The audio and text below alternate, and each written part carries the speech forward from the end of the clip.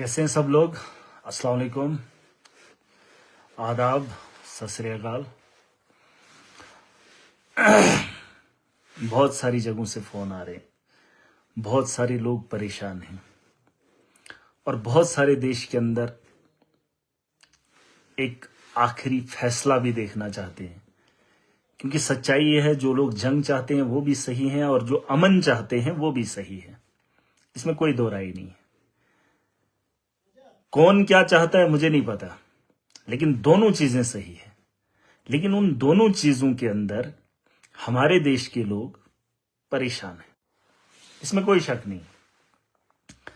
जो मजदूर तबका है अलग अलग रियासतों में, जैसे मैंने कहा, और सबसे ज्यादा इस वक्त अगर कहीं परेशान हैं ज्यादा लोग, पुंछ है, उसके अलावा जम्मू का इलाका है, कश्मीर के लोग हैं, और कहीं राजस्थान में भी है, गुजरात के अंदर भी है और पंजाब के अंदर भी है।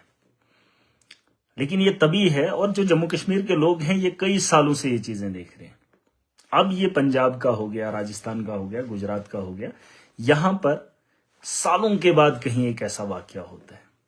मैंने कहा जो जंग चाहते हैं वो भी सही है और जो नहीं चाहते हैं वो भी सही है। अब पता नहीं फिर से कब क्या होगा, फिर से एयर स्ट्राइक होंगी, फिर से एक जंग का माहौल होगा। और जो बॉर्डर पे लोग बसे हैं, बॉर्डर पे अगर लोग जानते हैं, बहुत सारे लोग जानते भी हैं, बॉर्डर के ठीक बगल में हमारे लोग बसते हैं और उनके भी बसते हैं। लेकिन क्या ही करें, अब हमारी बात तो कोई सुनेगा नहीं। लेकिन मेरी मानो तो मैं भी चाहता हूं कि कोई एक फैसला हो जाए। जंग तो नहीं चाहता हूं, लेकिन अब फैसला ऐसा चाहता हूं कि इतने सालों से ये चलता आ रहा सिलसिला अब खत्म हो जाए। अब जब छिड़ी है तो कोई ऐसा फैसला आ निकले कि बस ये तमाशा रोज रोज नहीं देख सकते। क्योंकि आतंकवाद से जितना मैंने जाना है नुकसान हुआ है, और पाकिस्तान हमेशा, चाहे बैरून ममालिक जाए, हमारे मसले को उठाता है, चाहे अपने असेंबली में बैठे तो चर्चा करता है। लेकिन वो भी बहुत हो गया। आपने बहुत कोशिश की, बहुत, अब लोग नहीं चाहते, लोग तंग आ गए हैं आपसे। एक वक्त होता है जो आपसे नहीं हो पाया, अब आप अपना खुद संभाल लीजिए, मत लड़िए जम्मू कश्मीर के लोगों के लिए। और आप किन मुसलमानों की बात कर रहे हैं? हमारे लोगों की बात कर रहे हैं।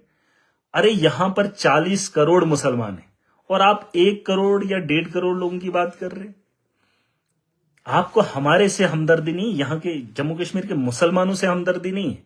क्योंकि अगर मुसलमानों की बात है तो हमारे देश के अंदर, मैं मानता हूं दर्द रखते हो आप, अच्छी बात है, लेकिन क्या सिर्फ 1 करोड़ आवाम का दर्द रख रहे हो आप? इसमें भी 80 या 90 लाख होंगे मुस्लिम, है, इनका दर्द रख रहे हो।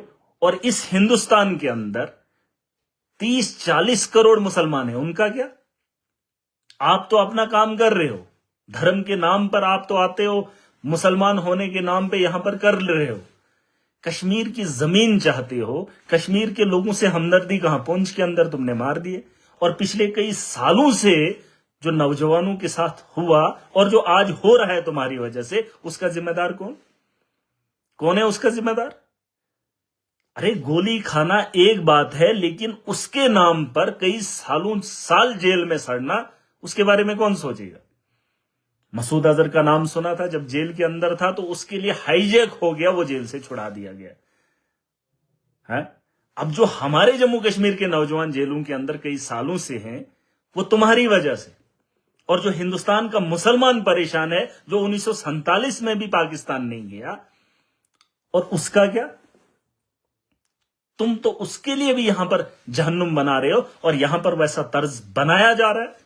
तुम वहां से बातें बड़ी बड़ी कर रहे हो, और मैं आज इसलिए आया हूं क्योंकि मैंने ये तमाशा कई सालों से देखा, कई सालों से।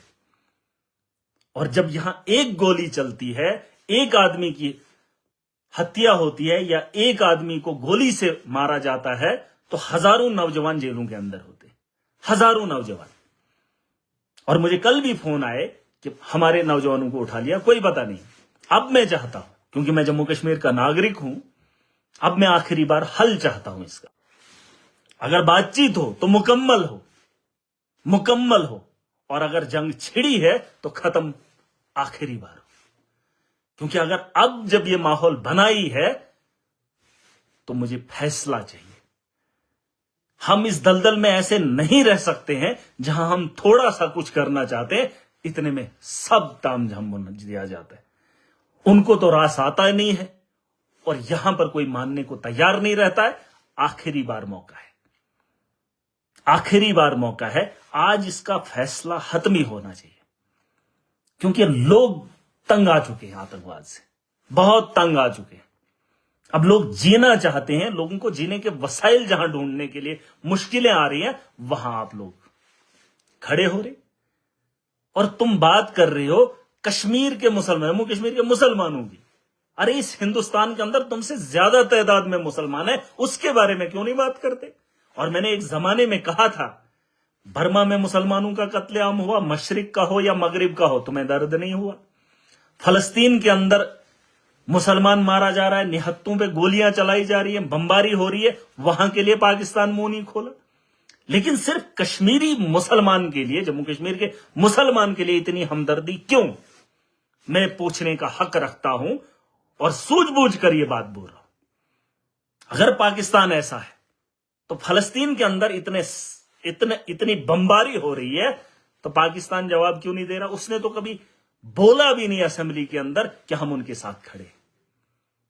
अरे वो मुसलमान नहीं, मशरिक का हो या मगरिब का हो, काला हो या गोरा हो, फिक्र तो होनी चाहिए थी। लेकिन तुम्हें सिर्फ हमारी जमीन से हमदर्दी है, और जब तुम्हारा बारूद गिरता है या तुम्हारे दौर के अंदर तुम्हारी इस मिलिटेंसी की वजह से जितनी भी जाने गई है वो यहां के मुसलमानों की गई। और आज भी अगर लोग नहीं समझे, जो बची कुची नस्लें हैं वो भी खत्म हो जाएंगी। और इस देश के अंदर मैंने कहा है, लोकतंत्र है, जमहूरियत है। मैं जो सोच रख रहा हूं, मैं यहां के वर्ग को देखता हूं और यहां के आईन को देखता हूं और उन लोगों को भी देखता हूं। हम तो कितने लोग हैं, 80 लाख 70 लाख, जिनके लिए पाकिस्तान कह रहा है, हमदर्दी दिखा रहा है। अरे जो करोड़ों की संख्या है, जो करोड़ों का मुसलमान यहां देश के अंदर है, उसके बारे में तुम क्या करोगे? तुम तो अब तुम्हारे से ज्यादा है। और तुम यहां क्या चाहते हो? मैं चाहता हूं, सरकार से मैं गुजारिश करना चाहूंगा कि बहुत हो गया।